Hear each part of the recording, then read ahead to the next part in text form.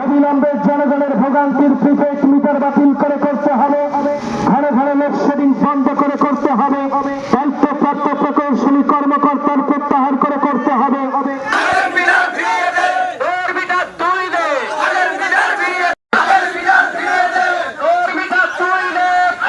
বিষয়টা হলো prepaid metre আমরা চাই না। প্রিপেড মিটার একটা লুপ্তরাসের মিটার, আর আমরা আগে পোস্টপেড মিটার ব্যবহার করছি, কম বিলাস তো আমাদের কম।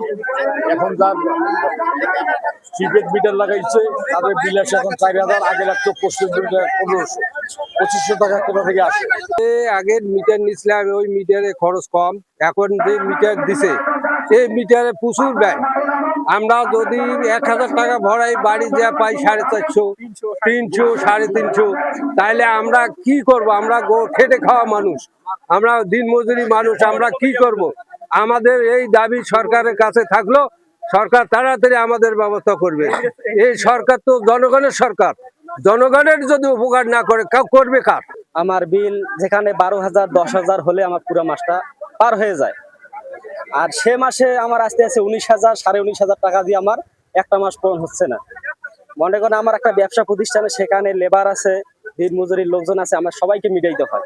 মিটার পর আমার ক্যাশ দেখি আমার অবশিষ্ট 1 টাকাও থাকে না। বিদ্যুতের যে পরিস্থিতি বর্তমানে, যেমন কালকে রাত্রে আমরা দেখলাম যে কালকে রাত্রে 9টার থেকে আমরা সকাল 9টা পর্যন্ত বিদ্যুৎ পাই না। একই তো বিদ্যুতের ভোগান্তি। দ্বিতীয়ত বিদ্যুৎ কোম্পানি এখন যে ব্যবস্থাটা করছে এটা সিম কোম্পানির মতো। সিম কোম্পানি যেহেতু রিচার্জ নেওয়ার পর টাকা দেয়, কারণ ওরা ওদের মন মতো টাকা কাটে, এটা তদ্রুপ সিস্টেম করছে।